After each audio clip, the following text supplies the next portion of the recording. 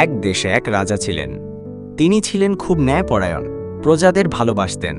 তার একজন সৎ ও বিচক্ষণ মন্ত্রী ছিল, যার একটি ছেলে ছিল। সেই ছেলে ছোট থেকেই খুব মেধাবী ও বুদ্ধিমান ছিল। একদিন রাজা মন্ত্রীর ছেলেকে ডেকে বললেন, তুমি তো খুব বুদ্ধিমান শুনেছি, দেখি তো তোমাকে একটা প্রশ্ন করি। যদি তুমি উত্তর দিতে পারো তবে তোমাকে রাজসভার উপদেষ্টা হিসেবে নিযুক্ত করব। ছেলেটি বিনয়ের সঙ্গে বলল, জি মহারাজ, প্রশ্ন করুন। রাজা জিজ্ঞেস করলেন, পৃথিবীতে সবচেয়ে মূল্যবান জিনিস কি? ছেলেটি কিছুক্ষণ চিন্তা করে উত্তর দিল, মহারাজ, সবচেয়ে মূল্যবান জিনিস হলো জ্ঞান। কারণ জ্ঞান ছাড়া মানুষ অন্ধ, সে পথ চিনতে পারে না, সঠিক সিদ্ধান্ত নিতে পারে না। ধন সম্পদ নষ্ট হতে পারে, কিন্তু জ্ঞান কখনো নষ্ট হয় না। রাজা মুগ্ধ হলেন, কিন্তু আবার একটি প্রশ্ন করলেন, তবে বলো তো, জ্ঞান আর বুদ্ধির মধ্যে পার্থক্য কি?